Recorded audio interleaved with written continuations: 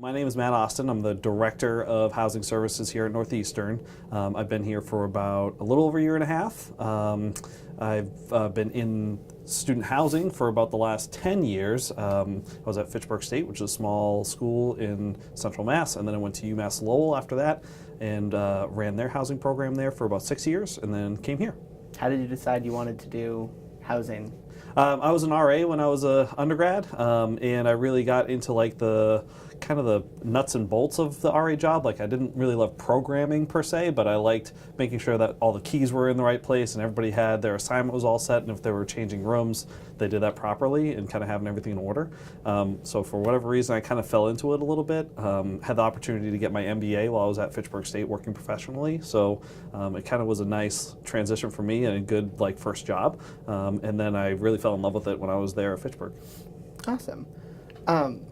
At Northeastern, a lot of people kind of find the housing selection process stressful.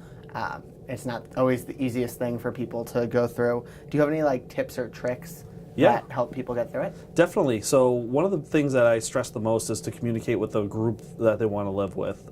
So one of the things that we hear the most at the front desk, or I might hear the most tears from or see the most tears from, our students are, I was kind of left out of the loop with the rest of my group. So communicating with them about what type of apartment or suite that you're looking for, whether it's the size of the apartment or the price range, because that can differ from person to person within a group. So they have a good expectation of like what everybody's comfortable with. Then you can go out and look for what is available. So on Housing Online, we provide a lot of like self-service tools for students, and one of them is a vacancy report that shows you all of the vacant spaces that are available on campus at any given moment. We put that up a couple of weeks ahead of time, so that way students feel prepared. They can see like what applies to them. So for instance, for me as a male, I wouldn't be able to see any of the female vacancies. I can only see what applies to me. And then I can also search in terms of criteria. I can see how many 4-person apartments are if I want a group of 4, what type of apartments they are, if they're all singles or if they're 2 doubles together. So being able to kind of do that research ahead of time is helpful. Even spending like an hour kind of figuring it out and talking over it with your friends can be definitely helpful when you go to the process of actually selecting your room. So that's one piece. The other piece is if you're unfamiliar with the software itself, like you're not sure how to actually book a room, we do offer a practice module within Housing Online, so students can kind of actually go through the entire process of how do I pull in my friends, how do I find a room, how do I pick a room, and assign everybody to the right space. So that way, like if you and I want to be roommates, I can figure out how to do that before the process begins. That way the time when you're booking your housing is a lot less stressful. Okay. So each year, some of the different buildings have different age groups in it, and different academic years kind of get slotted in. How do you guys decide who goes into what building? Yeah, so that actually came up, the first time that we did that really was last year, where we really defined what is rising sophomore housing and then what's upperclassmen housing. So we did that to really help us in 2 areas. Number one, we determined it by looking at the statistics from the past 5 years of like what were the most popular housing options for upper class students. So we saw obviously West H being a 21 plus building. Then we also saw lots of the West Villages, 407 Huntington, which seems to be a really popular location. Willis Hall is another popular one for upperclassmen. So we tried to like group those as our upperclassmen buildings, ones that were typically booked by our upperclassmen already, and then leave the rest for our rising sophomores. Now we need to put aside a certain amount of space for the rising sophomores because they're required to be on campus, whereas the upperclassmen are not required. They can go off campus whenever they want. In terms of a percentage of how many spaces we have, we try to make sure there's enough for the rising sophomores to everybody have a selection by the end of the process. So that's part of it. The other part too is when we have cancellations during the summer, if we just had it from the seniors go first and then the sophomores go last, and there's really not that much left for sophomores, they're kind of left, we call it like pending after the process is over. They're just waiting for an assignment. If we had those rising sophomores as pending, the seniors are actually the most likely to cancel their housing because they can find stuff off campus, or they might be finding a co-op or whatever it may be. So what we found was a senior or a group of seniors, there's 4 of them, one of them cancels, then we're putting like a rising sophomore in with them, and that created kind of a weird dynamic within the apartments during the academic year. So try to avoid that. that's why we designed this sophomore-only housing and then upper-class-only housing. Because if, a rising junior is much more comfortable living with a senior or another junior. You don't have to be specific just to Northeastern. You could do over your entire career. But how has collegiate housing in general changed since when you first kind of got into the field until now? Absolutely. So, the expectations from the students have certainly changed. So when I first started doing this, if you got a double in the building that you wanted, then you were grand. That building could be a building that was built in 1970 and was just a double-loaded corridor, but it just happened to be in a good place on campus. Now, especially with our Northeastern students, their expectations are much higher. So people are all looking for that perfect apartment with either 3 or 4 singles in the West Villages, per se, for the most part.